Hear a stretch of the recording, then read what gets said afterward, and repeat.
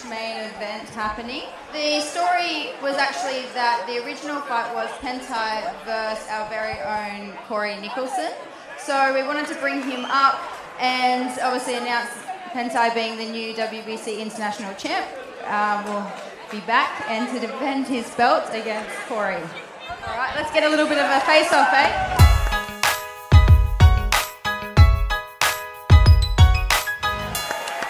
Yeah, wow, what a roller coaster this fight has been. It was originally booked Corey Nicholson versus Penthai, and Corey had to unfortunately pull out of the fight due to his dad's passing. We had a big decision to make, and it was either pull the fight and cancel it all together and just wait for Corey to be ready. And then it got proposed to me that we keep the fight on and we bring another opponent out for Penthai. Penthai was already coming to Australia and he was training hard and really wanted this fight. So then it was suggested to me about Ellis and that he was available and training and willing to fight and in the top 10, so he sort of qualified for that international opportunity. With 38 wins and 8 defeats, ladies and gentlemen, Ellis Barboza! Back then, we were all in training for the fight, and it was all going ahead, and then yeah, my dad just passed away suddenly, and then basically like we just canned the fight pretty much straight away. Spent a lot of time with mum, obviously, because mum was with dad for a long time, and you know, just basically keeping everyone together, keeping the family going good, and once, you know, we kind of got to a point where we were like, we've got it all sorted, and then I hit Dan up, I was like, let's make it happen, let's get back in the gym, so here we are. So the plan for this fight was always that the winner of that international title is going to defend it against Corey. Corey was the one that was in line for that shot, and we had agreed that that was not going to get taken away from him just because he was temporarily out. So the winner of that fight was Penthai. It was a close fight, and when there's close fights, people disagree. Like, you know, we uploaded the fight on YouTube and there's a lot of comments of people disagreeing about the decision. And that's the beauty of fighting. If it's a close fight, that's what happens. Like, we always tell that to our guys when they fight, when it gets left to the judges and it's close, someone's going home unhappy, and that's just how it works out. Yeah, it was actually like bittersweet actually, because obviously I didn't win, I was frustrated.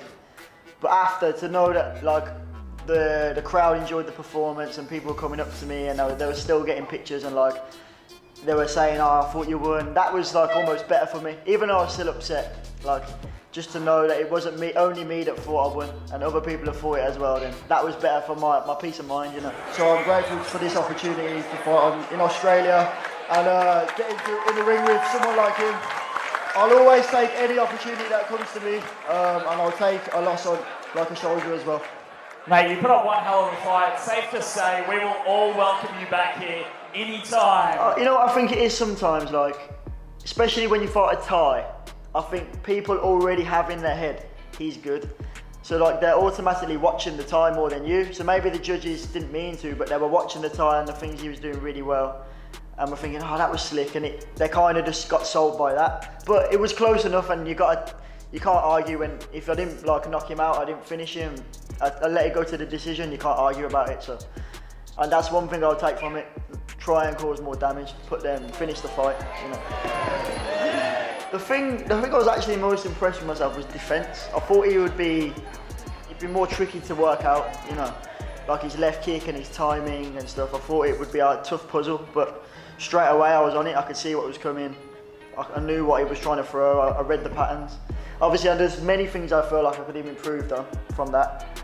There was times when I like threw certain shots and I could have followed up or not get sucked into the Thai way. It's very easy with the Thais because they have their like hypnotic thing where they just want to play. See, they keep it at that pace, so I think I should have pushed the pace a bit more rather than just like keep it how he wanted it, kick for kick.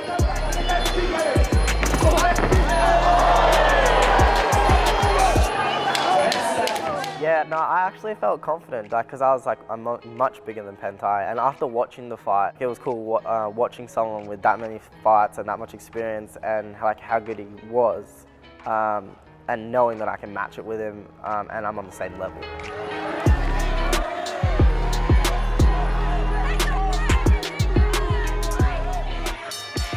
So when the fight was finished, Penthai did a face-off with Corey, and Penthai was coming back and defending that belt against Corey. So we were super pumped for that. Whether it was Ellis or Penthai, the fight was going to be awesome. Unfortunately, because of the timing of things, Penthai is not able to come back out just yet. They're a bit unsure of where he's at as far as is he going to fight again. It's all a bit in the air. And in the meantime, WBC titles can't just sit around waiting for that person to sort of make the decision on whether they're going to stay active and fight or whether they're possibly leaving it there. So fortunately, Penthai was very good about that and happily vacated the belt. And because the fight was so close, Ellis was invited to come back and face Corey. So now they'll fight for the once again vacant international title.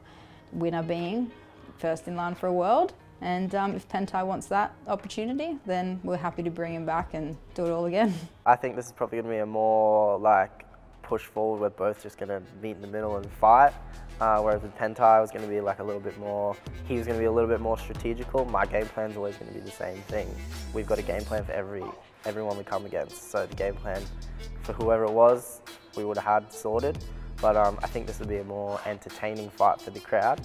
So yeah. So I respect his skills, I think he's good. He's very unorthodox, lots of volume.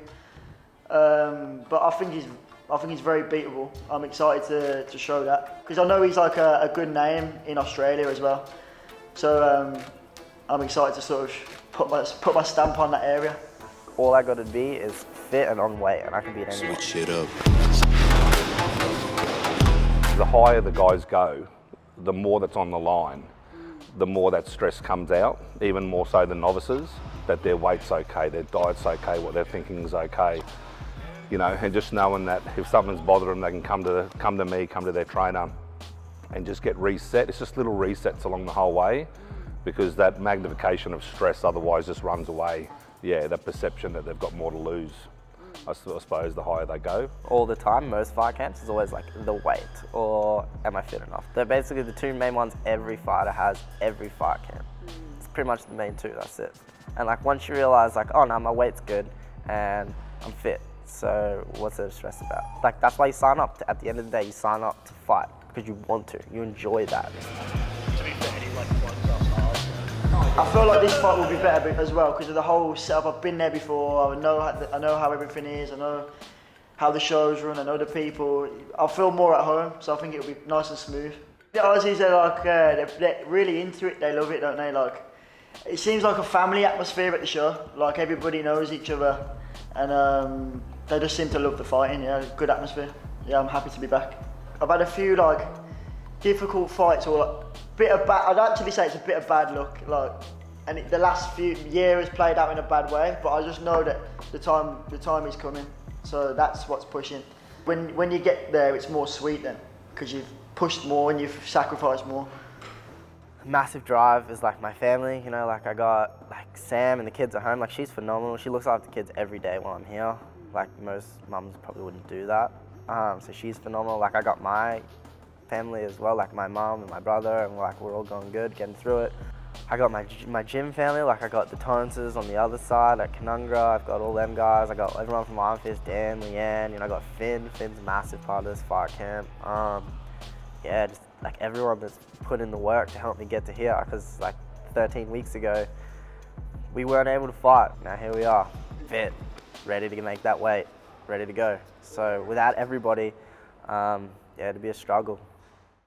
Corey versus Ellis. This is going to be exciting. Ellis really surprised me because seeing him train in person, he's just like a little weapon. Like he's fast and so much power for his size and evasive in ways that you don't expect.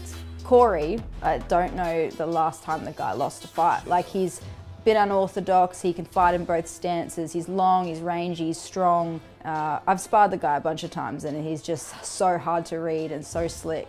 And I think Ellis's team know what kind of like war they're in for. I think Corey's team know that Ellis is coming to fight as well, and I don't think there's going to be sitting on the ropes and playing around. I think they're going to both go for it. They're both going to be hungry, and no one's going to want to go home without that belt.